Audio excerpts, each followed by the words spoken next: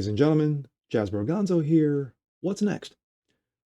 A few videos back, I did I did one regarding Governor Kristi Noem of South Dakota in regards to her sports by birth bill. I think it's called the Women's Protection Act. It made its way through both houses, both state houses. She was excited to sign the bill, but then she put the brakes on. She put the brakes on because she said the bill needed to be revised regarding style and form. Now, of course, there was a group, an alliance group, who basically felt that she backpedaled. She, said, "Well, you know what? Things need to change in this bill before I can sign it." Things? What things? Are we talking? Uh, vagueness, wording, or could it be big business stepped in and said, well, Governor, if you don't do A, then you don't get B? I wonder if that's the case. So she steps into the ring with Tucker Carlson last night, and we're going to let that play out. And then at the end, my take. Let's take a look.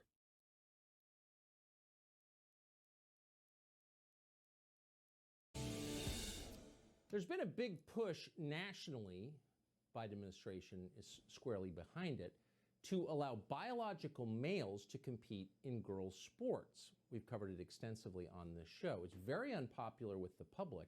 It's particularly unpopular in the state of South Dakota. South Dakota is one of the most Republican states in the country. Republicans essentially control the entire state. So Republicans in the legislature there recently passed a bill to prevent this from happening, to prevent biological men from playing on women's sports teams. And the governor of South Dakota, Kristi Noem, who you doubtless have seen, said she was, quote, excited to sign it. Now she has changed her mind.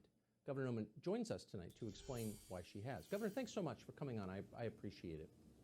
So here you have this bill, which I think all polling shows is popular in your state. I think it would be popular nationally. You said you were excited to sign it. Big business intercedes NCAA, Chamber of Commerce, and Amazon and tell you not to sign it, and you change your mind.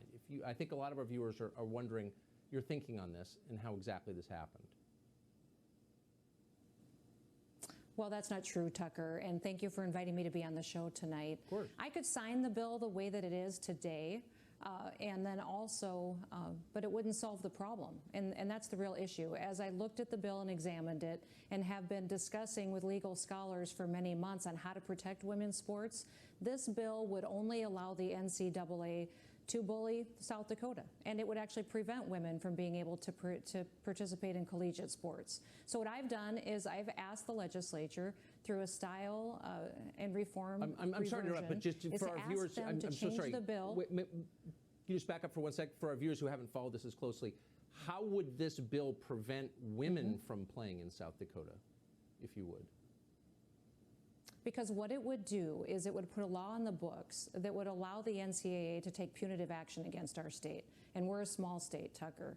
We've had to fight hard to get any tournaments to come to South Dakota. When they took punitive action against us, we would have to litigate. And legal scholars that I have been consulting with for many, many months say that I would very likely lose those litigation efforts. And I don't think that so you're saying, so hold on, just to be clear, it's not the bill. You're saying that many times over and over again. But wait. So you're saying the NCAA threatened you, and you don't think you can win that fight. They said if you sign this, we won't allow girls in South Dakota to play, and you don't think you can win in court, even though the public overwhelmingly supports you nationally, and so you're caving to the NCAA. I think that's what you're saying. No, that's not right at all, Tucker. In fact, you're wrong completely. Okay. I've been working on this issue for years. In fact, several years ago, I fought USDA to make sure that 4-H rodeo and that the sport of rodeo could keep girls' events, and boys' events. So I've been working on this for many, many years. And back since November, I've been consulting with legal scholars and professors across the country, asking them, how do I protect women's sports? And they've gone through the steps to how I would legally challenge the NCAA and keep them from bullying the state of South Dakota.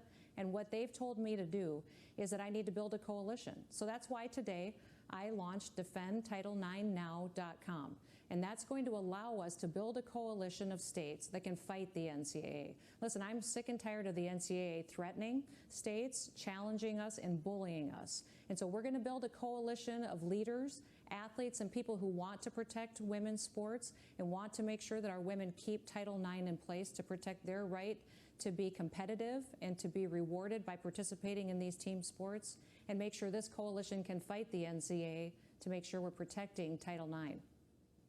But these standards far predate Title IX, and I'm not exactly sure why Title IX is relevant or even really worth defending. I mean, this is thousands of years of common sense and tradition. Girls play girls sports, boys play boys sports. Why not instead just say, bring it on, NCAA?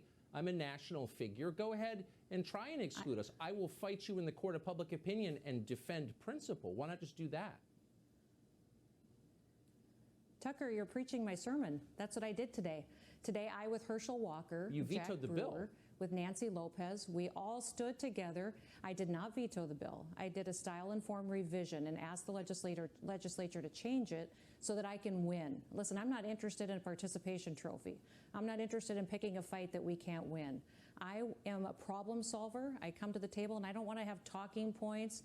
And I've been bullied for the last year by liberals, Tucker. I'm not going to let anybody from the NCAA, from any big business, I'm not going to even let conservatives on the right bully me. I'm going to solve the problem. I'm going to make sure that we're building strength in numbers and we're going after the NCAA and make sure that we're keeping only girls playing in girls' sports. I've been doing this for years, and I'm going to solve the problem, not just pick a fight to pick a fight.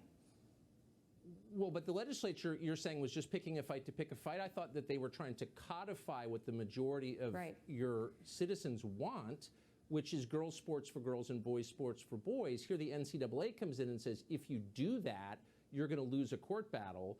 And so you said, well, the bill can't go forward. You have a democratic process that arose from your own citizens. They want this bill, and you've stopped it. So I'm not really sure how this is defending women's sport. No, with respect. The bill, Tucker, the bill that my legislature gave me is a trial lawyer's dream. It creates more and more litigation and regulation that's impossible to comply with for families and for school districts and people going forward. What I'm interested in doing is making sure we're protecting girls' sports and we're going forward to fight the NCAA. And what we're going to do as well is if they don't fix this through the style-informed revision, I'm going to ask them to introduce a new bill. If they don't do that, I'm going to immediately bring them back into a special session and tell them we're going to protect girls' sports through K through 12, and then we're going to go and fight the NCAA through a coalition to make sure that we can continue to protect Title IX and defend Title IX.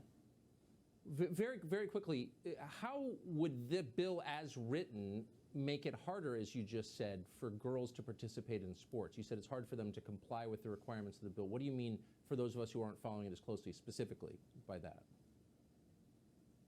Well, did you read the bill or the style and reform message that I sent to the legislature? What it said, I asked for changes for the regulations and how kids would have to prove that they're boys and girls. I asked them not to open it up to litigation. If a child doesn't make a team, they up to a year later can come back and sue every member of that team in the K-12 system and the entire school district as well, and continue suing so that they have the opportunity to play. If we put the collegiate athletics on there, then we will get punitively challenged by the NCAA, and then we'll have to continue to fight them and a court district that is not friendly to winning. That's what the legal scholars have told me for many, many months, is that my chances of winning in court are very, very low. My chances of winning this, as you've stated, in the public opinion, is extremely, extremely successful. So that's why I'm building this coalition, to make sure we're taking our argument to the public, and we're going to tell the NCAA that this coalition will fight to make sure we're protecting women's sports. Okay. My take. Style and reform could mean just another term for veto. Now, to me, if a bill comes to my desk and I don't like some of the verbiage, the wording, the tone, excuse me, I'm going to send that back to the legislature to correct it before I sign it. That's usually term for veto. Now, she did get specific. She said, if they don't make the changes, I will, request another bill. If I don't get another bill, I will call a special session.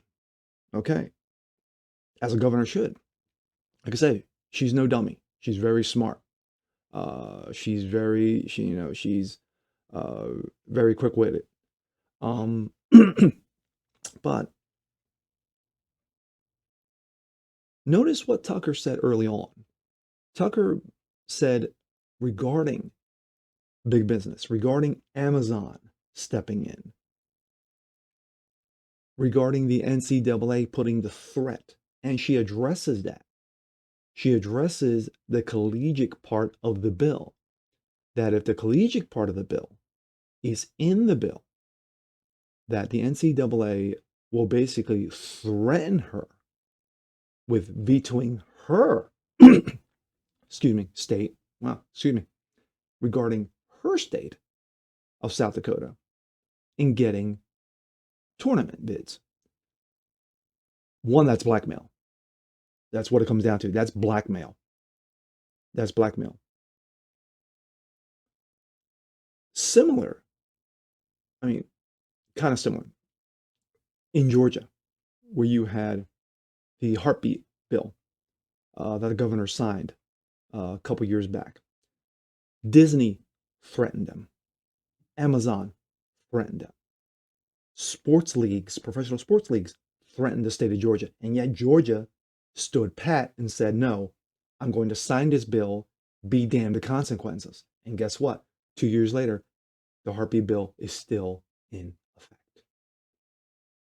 There are certain hills that you die on, that you're willing to die on. To me, this is Kristi Noem's hill. She's got to stand on this. Because if she can't stand on this, what is simple and direct and principled and biologically correct, scientifically correct, faith-based correct, that men are men, women are women, and there is no in between outside of certain genetic issues, then where does she go from if she wants to go from here forward nationally? And I think that's what she's trying to position herself. But like I said, she's very smart. She's no dummy.